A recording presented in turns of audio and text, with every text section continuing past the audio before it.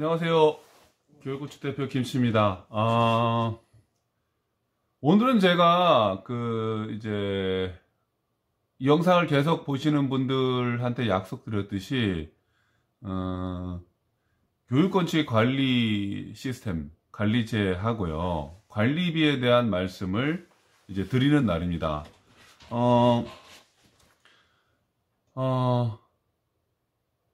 아마 제가 이제 관리제와 관리 시스템에 대해서 말씀을 드리고 거기에다 이제 성과에 대해서 말씀을 드리는 그 시점이 앞으로 한 15분이나 좀 대략 뒤일 것 같아요. 왜냐하면 이제 늘 그랬듯이 그 앞에 영상들에 대한 약간의 정리들을 좀 하고요. 그 다음에 제가 뭐 알릴 말씀도 있고 또 뭐 질문을 좀 이제 관리자와 관리 시스템을 말씀드리기 이제 전에 이제 질문을 좀 드려야 될 것도 좀 있고 해서 혹시 관심 없으신 분들은 한 15분 뒤에 영상을 보십시오. 조금 더 뒤로 갈 수도 있고요. 자, 오늘은 제가 질문을 먼저 한번 해볼게요. 많은 이제 실제로 건축을 해보신 이제 전원주택의 주택을 지어보신 이제 분들에게 이 질문을 하면 이해가 좀 되실 거예요. 그리고 지금 예비 건축주님들 중에서도 계속 이제 시공사를 알아보면 과정에 있는 분들은 어느 정도 납득이 되실 거예요. 이 질문을 왜 하는지. 왜 좋은 시공사를 찾기가 어려울까요? 그러니까 무슨 말이냐면, 이제 전원주택 같은 경우에는 저희 회사 밀양에 있으니까요. 이제 밀양에서 이제 전원주택지를 구하시는 분들은 대부분 밀양 분들이기보다는 부산에서 오시거나 뭐 울산에 이제 거주하시거나 이렇게 대도시에 있는 분들이셔요. 그래서 이제 막상 땅을 구입을 하고 이제 뭐 부산이면 부산, 창원이면 창원, 울산이면 울산 이렇게 찾아봐도 잘 없어요. 또 밀양의 지역에서 이렇게 전원주택을 뭐 잘 짓는 회사를 좀 찾아봐도 눈에 띄는 회사가 잘 있지는 않아요. 이거를 좀 이제 질문의 형태로 바꾸면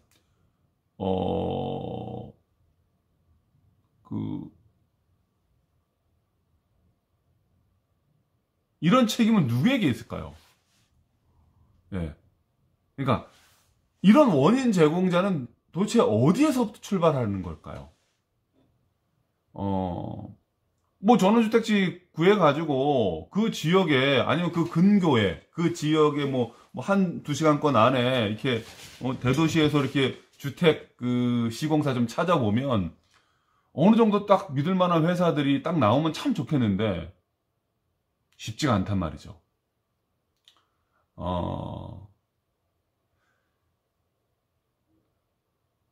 저희 회사가 감히 어떻게 뭐 경남 영남 지역에서 집을 제일 잘 지는 회사입니다 라고 말씀드릴 수 있겠습니까? 잘 지을 수 있도록 최대한 노력은 하는데 쉽지는 않다는 말씀은 뭐 드릴 수는 있을 것 같아요. 어쨌든 이제 이 문제의 출발점에서 우리는 생각해야 될 게 몇 가지 있는 것 같아요. 건축주의 입장에서는 이제 돈을 지불하고 뭐 집을 짓는 거니까 좋은 회사를 찾으면 좋겠지만 시공사의 입장에서는 정말 제대로 된 가격을 그러니까 건축비를 받고 집을 지었으면 좋겠다는 생각을 할 겁니다. 그런데 여기에는 큰 문제점이 제가 있다고 말씀을 드렸어요. 건축주는 사실은 그 집에 대해서 너무 모르니까 그 건축비가 정말 알맞은 건축비인가? 그리고 저 회사가 시공을 제대로 할 것인가? 그리고 실제로 저 시공사는 실적이 있는가? 뭐 여러 가지 고민 그를 해봐야 되고 따져봐야 되고 그러면서 이제 발생하는 게 뭐냐면 신뢰할 수 있는 회사가 그리 많지 않다라는 거고요. 또 반면에 시공사 입장에서는 아까도 말씀드렸지만 돈은 제대로 받고 싶은데 원래 좀 영세해요. 그러니까 주택시장에서 이 시공사들이 영세하기 때문에 이런 시공의 제대로 된 시스템, 관리 체계를 가지지 않고 출발하는 사람이나 회사가 제법 돼요. 그래서 저도 최근에 뭐 제가 집을 지은 지 본격적으로 이제 그러니까 전원주택을 지은 지는 한 8년, 9년 되고 뭐 집을 이렇게 공부하고 배우고 집을 지은 지는 한 10년이 좀 넘죠. 12, 13년이 되는 것 같은데,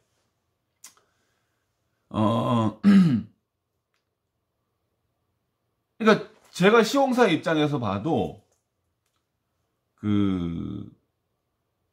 일단 체계를 가지고 집을 짓고 관리하는 데가 많지 않기 때문에 아무나 막 뛰어들 수 있어요. 그리고 그 뛰어들게 되면 제가 지금 최근에 주변에 2, 3년 안에 망한 뭐 자그마한 회사들, 사람들, 뭐 도망쳐도 없어진 사람들도 제법 보는데 이런 게 계속 발생하고 있다라는 거예요. 그렇다고 그러면 우리가 광고 많이 하고 박람회에 가가지고 소위 뭐 서울 같은 경우 몇 억이 든다 하더라고요. 박람회 참여하는데요. 그 이제 부스 빌리는 것도 부스 빌리는 거지만 이제 뭐 주택회사 같은 경우에는 이제 소위 이제 그 집의 형태를 집을 짓고 이렇게 아니면 골조라서 해서라도 자신들의 어떤 그 능력을 보여줘야 되기 때문에 거기에 들어가는 이제 시설비 또 뭐 여러 가지 또 관리비 이게 따지면 뭐 3억이 넘는다 4억이 넘는다. 지방에서는 1, 2억 정도 된다. 부산 같은 경우에는. 그러면 그런 곳에서 건축주님들은 시공사를 또 찾아봐야 되는 거거든요. 근데 한번 이것도 생각을 한번 해보면 될 것 같아요. 아니 집 한 채 짓는데 얼마 남는데 지역에서 뭐 1억 정도 2억 정도 들여가지고 박람회 참여하고 광고비도 그렇게 때려가지고 하면 그 시공사는 도대체 몇 채의 집을 지어야 될까요? 제가 대략 판단하면 20채 이상은 지어야 돼요. 그래야지 회사의 마진 관리비 뭐 여러 가지가 떨어지고 시공도 제대로 할 수 있을 것 같아요. 근데 지역에서 소위 그리고 30평짜리 집을 지어서 뭐 이 20채 지으면 그렇게 이윤이 많이 안 남아요. 최소한 45평을 짓고 그만한 채수를 지어야지만이 돈이 좀 되는데 그렇게 짓는 회사가 얼마나 있을까요? 그거를 또 수년간 관리하고 있는 회사가 얼마나 있을까요? 제가 이 질문을 드리는 거는 아까 말씀드렸지만 우리 주택시장의 모순점에 그 건축주님이 모순을 가지고 있다는 얘기가 아닙니다. 건축주님이 이러한 주택시장의 상황에서 너무 모른다는 거예요. 법에 대해서도 모르고 아까 건축비에 대해서도 모르고 시공 과정에 대해서도 모르죠. 당연히 모르죠. 또 시공사가 어떤 시공사가 잘하는지 못하는지도 모르기 때문에 처음부터 시공사는 광고 위주 그다음에 뭐 박람회 참여하고 그렇게 해서 사람을 건축주님들을 끌어들이는 수밖에 없는 거죠. 만약에 성과 중심적으로 과정 중심적으로 그걸 최대한 보여주고 사실 치부일 수 있거든요. 쉽지 않습니다. 이렇게 보여준다 그러면 그 회사가 존립할 수 있을까요? 쉽지는 않다는 얘기입니다. 너무 어려운 과정이라는 거예요. 오늘 제가 관리제의 말씀을 드리려고 하는 이유가, 그러니까 이 먼저 전제를 깔면서 이 말씀을 드리는 이유가 관리제를 체계 있게 갖춘다라는 건 쉽지 않다는 먼저 말씀을 먼저 드리는 거고, 앞에 영상들에 대해서 아까 뭐 주택시장의 모순점에 대해서 이렇게 어떻게 보면 정리하는 수준으로 또 동시에 말씀을 드리고 있는 겁니다.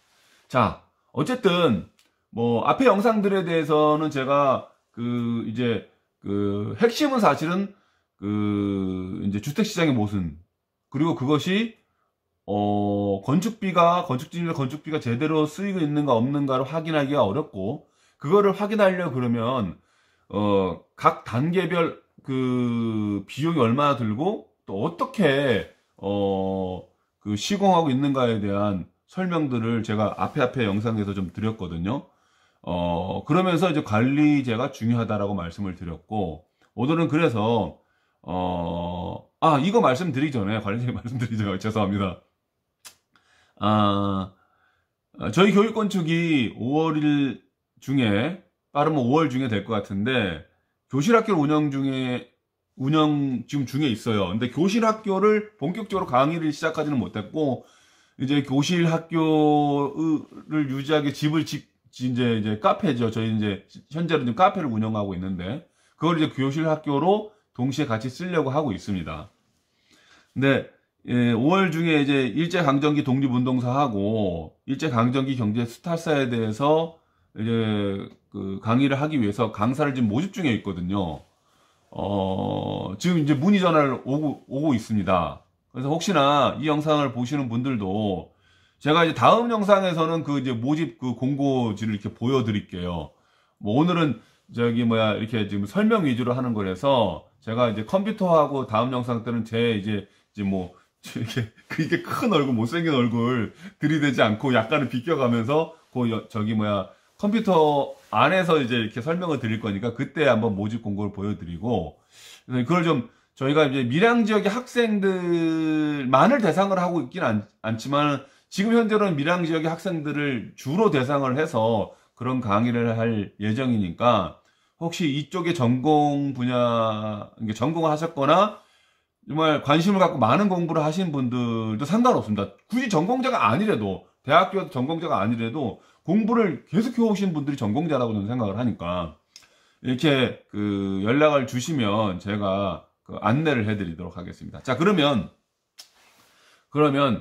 제가 관리제에 대해서 이제 말씀을 드릴게요.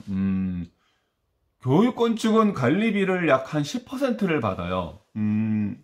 저는 관리가 건축의 꽃이다라고 누차 말씀을 드리는데, 보통 관리비는 일반 회사에서는 한 5% 정도를 받고 있는데, 저희가 10%를 책정하는 이유는 관리하는 우리 직원들이 사실은 굉장히 많은 일을 하고요, 중요한 일들을 하기 때문에 그들의 페이, 그 다음에 복지 이런 것들에 대해서 사실은 올려야 되기 때문에 그렇습니다. 그리고 이게 최종 건축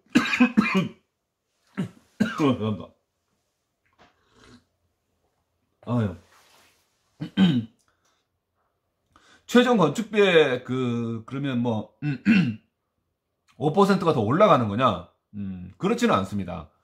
그게 제가 이제 소위 소소상제를 말씀을 드리면서, 다른 회사 사실은 이게 이제 소소상제를 운영할 수 있을 정도의 회사들은 좀 큰 회사들이에요. 물론 이제 그렇지 않은 회사도 있긴 한데, 그게 이제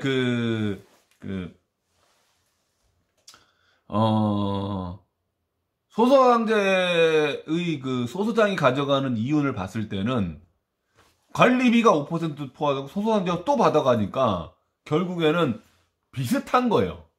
예. 그래서 최종 단가는 비슷하다고 보시면 되고, 오늘 관리제를 설명하기 위해서는 소소상제를 비교해가면서 좀 설명을 하도록 하겠습니다. 소소상제라는 게 뭐냐면, 건축주가 시공사하고 계약을 해요. 계약을 하면 시공사가 일정한 비율, 작게는 20%에서 많게는 25%를 떼고 소소장과 다시 계약하는 방식이에요. 자, 이걸 제가 누차 여러 번 말씀드렸기 때문에 오늘 길게 얘기를 안 하겠습니다. 다만 그러면 비용에서 얘기를 들면 이윤에서 저희가 교육건축은 15%를 가져간다고 했는데 20에서 25%를 다른 회사에 같은 경우 소소상자를 주면서 가져가니까 벌써 관리비에서 차이가 나는 거죠. 5%를 일반 회사가 가져간다면 저기 10%를 가져가게 되면 그 이윤에서 5%를 이쪽으로 넘겨주고 동시에 소소상자들이 가지고 가는 이윤까지 합하면 관리비는 어떻게 보면 교육건축의 관리비는 조금 더 올라가야 됩니다. 앞으로는 저희는 그렇게 할 거예요. 그러니까 조금 더 올릴 겁니다. 다만 지금은 이제 저희들도 경쟁을 해야 되기 때문에 이제 쉽게 올리지는 못하고 있어요. 어쨌든 관리제를 더 보완하고 하려고 그러면 지금의 관리 시스템보다 더 좋은 관리 시스템으로 가려고 하면 저는 관리비는 좀 올라야 된다고 보고 있고요. 현재는 10%입니다. 그러면 소소상자는 아까처럼 말씀드렸듯이 소소상자도 이윤을 추구해야 되잖아요. 그러니까 그 회사와 관계없이요. 회사는 이미 20에서 25%를 가져갔어요. 그러니까 나머지 80에서 75%의 건축비를 가지고 소소장이 그거를 이윤을 가져가야 되기 때문에 어떻게 보면 건축주님들에게는 불합리한 단가일 수도 있어요. 그러나 저는 요거에 대해서는 조금 생각이 좀 다릅니다. 이거는 건축주님과 계약하는 방식인 거죠. 그 방식이 건축주님께 맞으면 건축주님께서 그렇게 하시면 돼요. 다만 교육건축은 소소상자를 선택하지 않고 관리제를 선택하는 이유는 관리제는 이렇게 간단하게 정의를 내리면 저희 직원이 시공사인 교육건축의 직원이 시공, 준공, 사후 관리하는 방식입니다. 다시 말해서 직원은 월급을 받고 일을 하는 사람이지 어떤 계약을 하고 거기서 이윤을 추구하는 것은 아니잖아요. 그러니까 소소상자와 관리자는 확연히 차이가 납니다. 그래서 직원들의 급여가 중요하고 급여의 복지가 중요하고요. 그래서 10%를 책정하고 있다라는 말씀 다시 한번 드리고 혹시나 오해가 있을 것 같아서 소소상자가 가지고 있는 긍정적인 측면에 대해서 일단 짧게는 말씀드려 왜냐면 소소상자가 아까 제가 문제 있는 것처럼 얘기를 한 것 같으니까요. 사실은 소소상자를 도입을 하면서 저희 주택시장에서 사실 지역 시공자들의 한계를 극복해냈어요. 그게 이제 사실 아는 사람 중심으로 막 집을 지었거든요. 그러니까 건축주도 단가 좀 낮춰서 하면 저쪽에도 좀 낮춰주고 저쪽에서도 좀 잘못하면 이거 좀 이해해줘. 그러니까 집이 이제 어떨 때도 보면 중간쯤 가게 되면 집이 이제 산으로 가는 거죠. 야, 내가 돈을 줬는데 야, 이거 이것밖에 자재 안 쓰는. 야, 네가 돈 그것밖에 안 줬으니까 내가 이 자재 쓰는 거지. B급 자재 쓰는 거지. 그럼 돈 더 줘. 그렇게 싸울 수도 있고. B급 자재를 썼는데 서로 친밀한 관계에 있으니까 친분이 있으니까 차마 말을 못 하고 그 시공 끝나고 그 B급 자재가 문제가 생기면 또 하자 처리해 달라 그러는데 하자 처리할 때도 힘들고 이런 어떻게 보면 이 소소상자가 이런 그 지역 시공사들의 한계를 극복한 측면도 저는 꽤 된다고 봐요. 실제로 그렇고요. 정말로요. 건축비에 대한 이야기를 하면 또 어떻게 보면 소소상자를 도입한 그러니까 좀 중앙 중심, 그 큰 도시 중심의 회사들이 주로 있으니까요. 이 건축비의 기준을 제시한 것도 있어요. 그게 굉장히 주요했다고 저는 봐요. 건축비가 들쑥날쑥 해, 그냥. 경량목구조의 30평 기준으로 평당 단가가 얼마야? 그럼 A한테 물어보면 400만원, B한테 물어보면 500만원. 야, 좀 깎아줘. 하면 480만원. 이런 게 아니라는 거죠. 그래서 왜냐하면 이분들은 이윤도 남기고 소송자에게 주고 아니면 자기들이 직접 관리를 하는지 뭐 할인 시스템을 중간 정기 그 소송자 관리제 중간 시스템을 갖고 있는지 그런 어떤 기준을 제시를 해서 건축주에게 견적을 넣고 그렇게 계약을 하다 보니까 어떤 기준을 제시하는 것. 그 다음에 도면을 정말 다양하게 많이 만들었어요. 그러니까 그 소위 뭐 모던식 주택이라든지 지중해식 뭐 주택이라든지 뭐 일반 미국식 주택이라든지 뭐 여러 가지 도면을 많이 그려서 그 소비자들의 어떤 그 이제 도면에 대한 어떤 이게 그 만족도를 향상을 시킨 것도 사실입니다. 그러나 다시 말씀드리지만 교육건축의 대표의 저의 입장에서 봤을 때는 관리 시스템의 체계화는 여전히 이루어지지 않았다. 그래서 뭐 저희들은 관리제로 이제 뭐 운영을 하고 있다라는 말씀을 드리고요. 그러면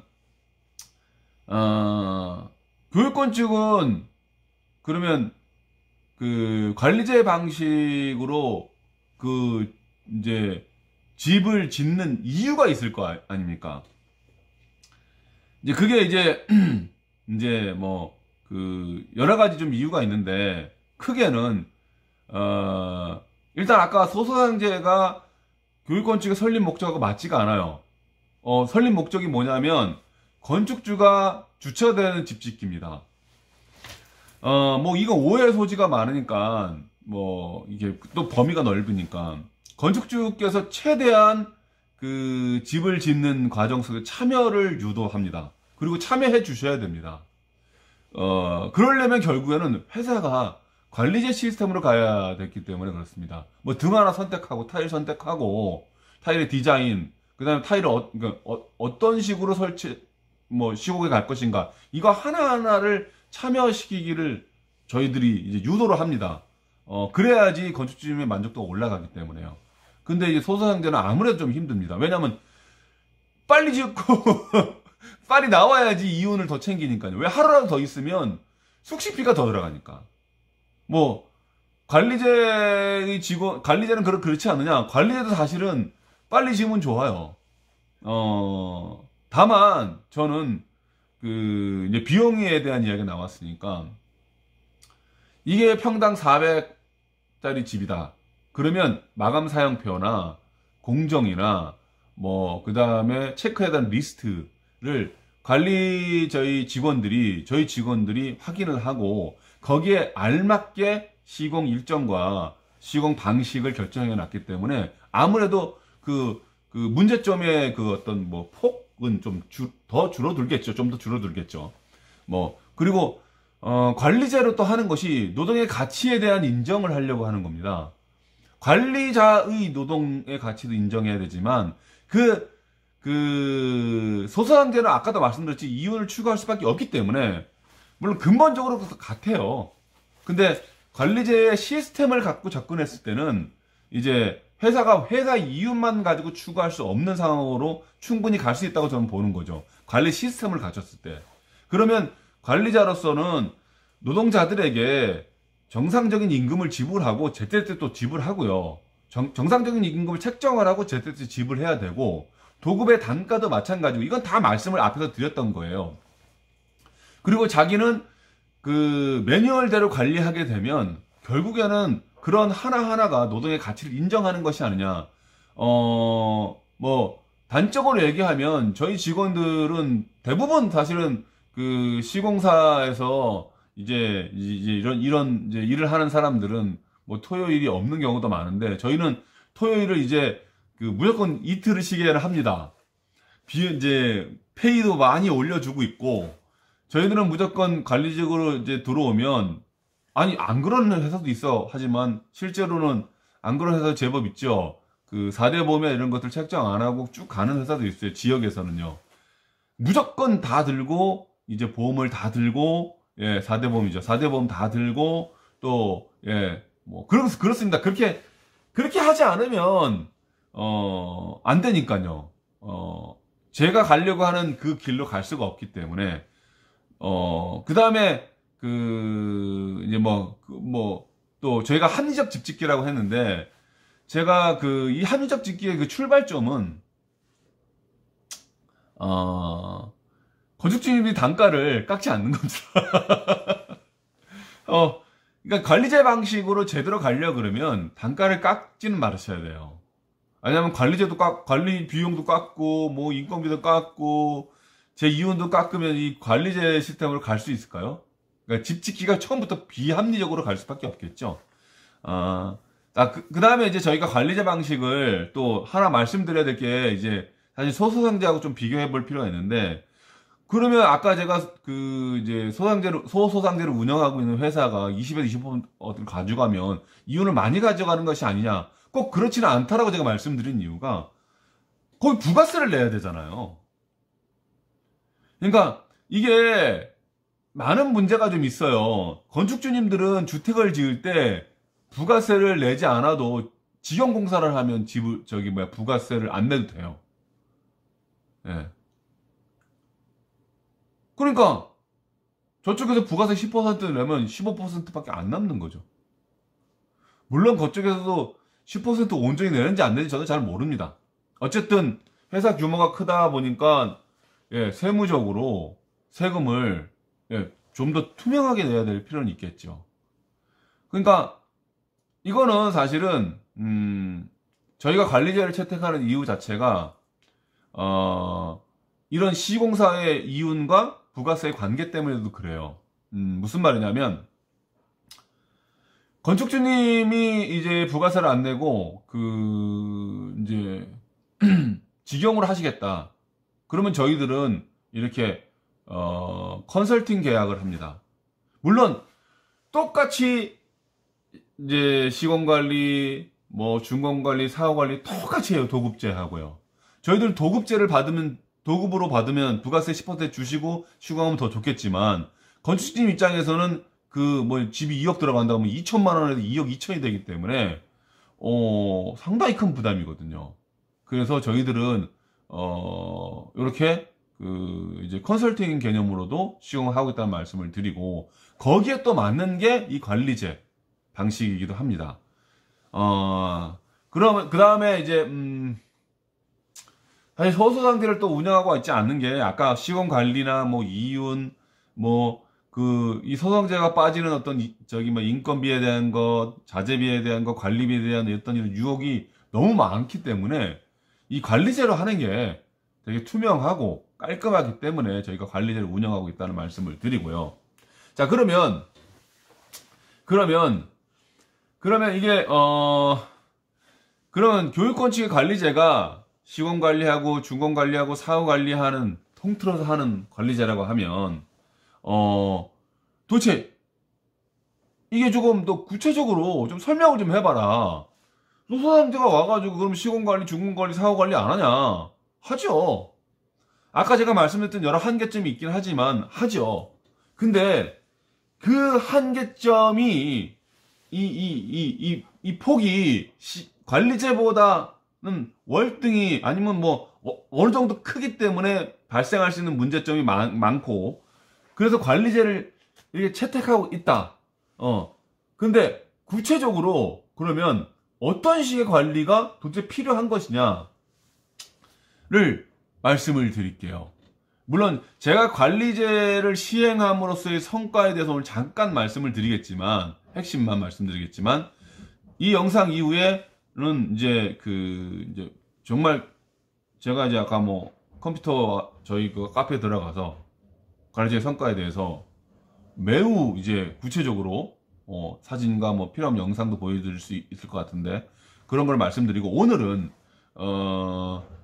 이제 관리제의 어떤 필요성과 그 다음에 어떻게 관리하고 있고, 그 다음에 중요한 성과에 대해서 말씀을 드리도록 하겠습니다.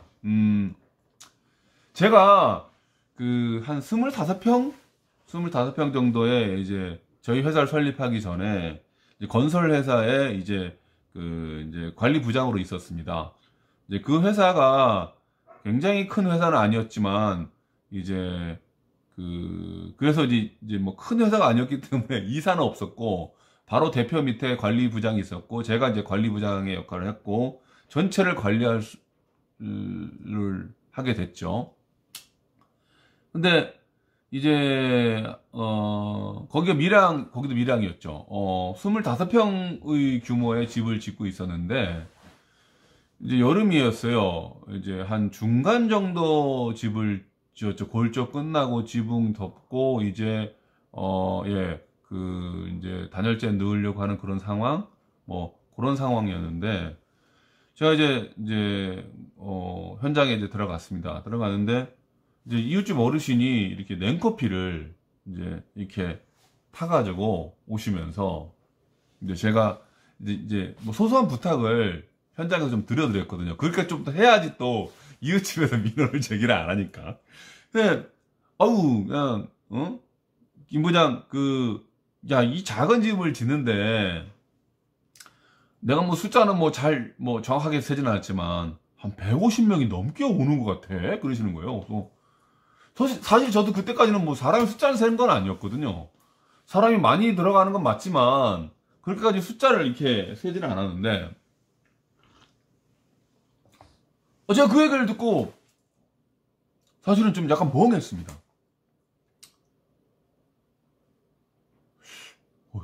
내가 사람의 숫자가 그렇게 많이 들어가니 여태까지 한 번도 세본 적이 없다라는 생각도 들고, 그럼 그 많은 사람들이 왔다 갔다 하면서 도대체 어떤 일이 벌어지는지 곰곰이 따져보지 않았다라는.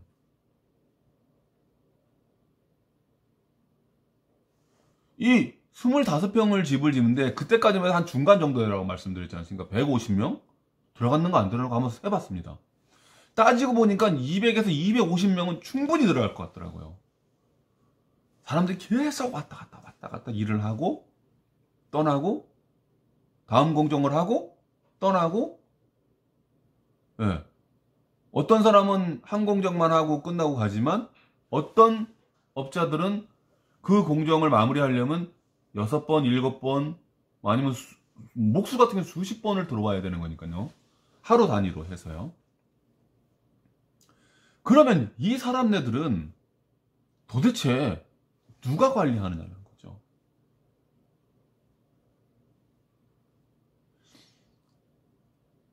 자, 한번 볼까요? 집에 있어서 관리 시스템이 얼마나 중요한지는 지금 제가 좀 짧게 말씀드렸지만 벌써 눈치채셨을 거예요. 자, 봐보세요. 집을 지으려고 그러면요, 뭐 철거 집이 원래 구옥이 있다면 철거도 해야 되겠지만 뭐 설계부터 들어간다고 하고요. 설계하려고 그러면요 측량해야 되고요. 설계하려고 그러면 여러 번 바꿔봐야 돼요. 그 현장도 가봐야 되고요. 그래서 뭐 인허가가 났어요. 그렇죠? 그럼 기초를 해야 되고요. 기초하려고 그러면 기초 목수도 필요하고, 그렇지 않습니까? 철근하는 사람들도 필요하고, 또 그걸 갖다 주는 사람들도 필요하고요. 설비도 필요하고, 전기도 필요하고, 온갖 자재, 일꾼이 필요하죠. 기초 하나만 하는데도요. 그리고 그때 그 기초를 하려고 그러면 거기에 집중해서 사람을 집약적으로 모아야 돼요. 기초가 나게 되면 본격적으로 골조가 시작되는데 목수들이 근 한 달 넘게 있죠. 그러면 단순히 목수만 들어가는 게 아니죠. 목수가 들어가서 그 설계대로 공정대로 시공하고 있는지, 자재는 제대로 들어가고 있는지, 현장 관리, 뭐 계속 해볼까요? 그 환경 관리에 대한 이야기니까. 골조 들어가게 되면 설비 들어가야 되고, 전기 들어가야 되고, 단열 들어가야 되고, 석고 들어가야 되고, 지붕해야 되고, 외장해야 되고, 방통 쳐야 되고, 도배, 타일, 그리고 건축주님도 수십 차례 왔다 갔다 하시겠죠. 이 모든 거를 일정을 잡고 정리하고, 현장을 정돈하고, 점검하고, 확인하고, 진행할 누가 하죠? 그런데 여기서 아까 제가 초기에 질문을 드렸던 건데요. 왜 지역에 가서 서울은 잘 모르겠습니다.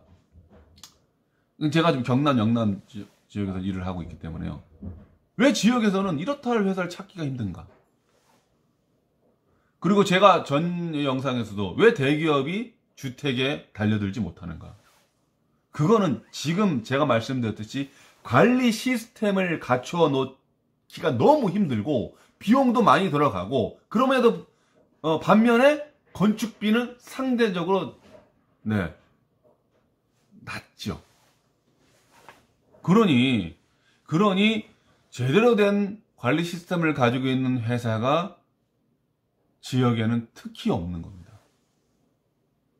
이제 제 말씀을 좀 이해하실 수 있을 거라고 봐요. 왜 제가 관리자가 건축의 꽃이다. 그리고 왜 교육건축이 왜 관리자를 교육하고 양성하고 관리 시스템을 갖추기 위해서 사실은 아직 많이 부족하지만, 그리고 동시에 힘들지만 하려고 하느냐. 첫 번째 목적은 돈 벌기 위한 거라고 말씀을 드렸습니다. 그럼에도 불구하고 제대로 그래도 집을 짓기 위해서라고도 말씀드릴 수 있습니다. 그래서 제가 성과에 대한 거를 짧게 말씀드릴게요. 왜냐하면 다음 시간에 이제 구체적으로 말씀을 드리면서 하나하나 디테일하게 보여드릴 거니까요. 일단 건축주님들의 만족도 향상보다 좋은 성과가 있을까요?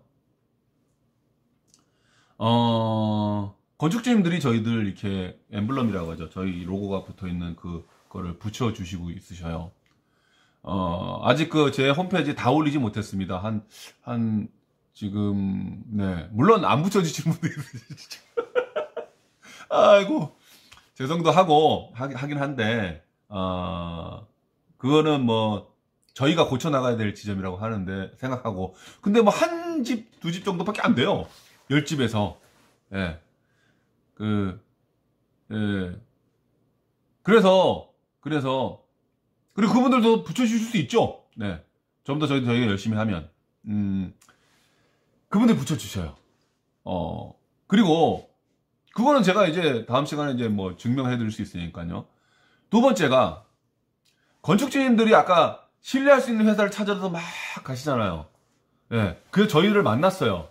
근데 사실은 신뢰할 수 있는지 없는지는 막 조사를 하셨을 거 아닙니까? 다 알아봤을 거고요. 그리고 신뢰가 생겨서 하셨겠죠. 계약을 하셨겠죠. 근데 과정적 집 짓기라는 거는 과정이라고 말씀을 드렸어요.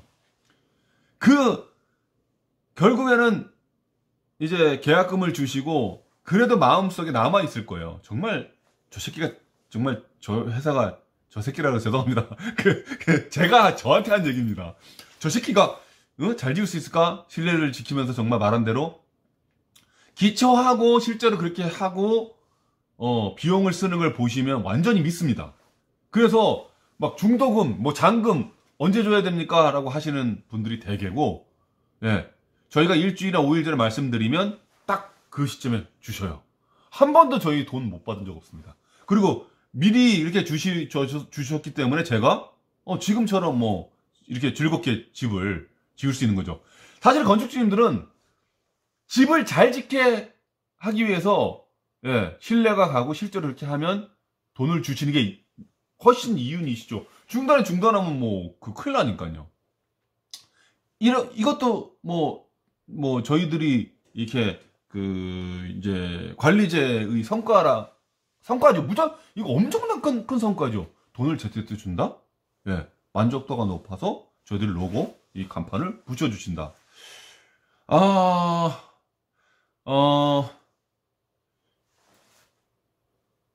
또 그런 성과 중에서 하나가 시공관리, 중공관리, 사후관리를 철저히 했느냐 안 했느냐가 또 중요하거든요. 사실은 저희가 100% 만족하지 못합니다. 시공관리 측면에서는 상당히 많이 올라와 있다고 저는 봐요. 그리고 건축주님들도 만족하십니다. 근데 사후관리 측면에서 사실은 저희들도 저희 관리자들의 이제 관리 아까 비용이라고 했는데 10%에서 이제 더 늘려서 직원도 좀 더 쓰고 더 하고 싶은데 아직까지는 그러한 여력이 안 돼서 사후관리가 그래서 최선을 다하고 있긴 하지만 제 생각보다는 이제 뭐 51%도 안 됐어요. 이 문제는 저희들이 해결하도록 최선을 다해서 노력하겠습니다. 대신 이 영상을 보시는 분들은 저희하고 계약도 좀 해주시고, 예, 저희들 좀 돈을 좀 더 벌게 해주셔서 관리의 여유를, 이런 말씀을 드리면 또 모르겠습니다. 좀 죄송하긴 하지만 또, 예. 어쨌든 이런 성과들이 있어요. 오늘 너무 길어져서 저희 관리제에 대해서 이렇게 말씀을 드렸고, 성과에 대해서 짧게 말씀드렸는데, 다음 시간 때는 이제 제가 제 얼굴이 요만해질 겁니다. 한 구석 요만해지고, 이제 저희 그 카페하고 다른 사진들, 영상들이나 이런 것들을 활용해서 관리제의 어떤 그 이제 특징들, 또 어떻게 관리하고 있는지, 그다음 그 성과의 구체적인 모습들을 보여드리도록 하겠습니다. 너무 장시간 얘기했는데, 들어주셔서 감사합니다.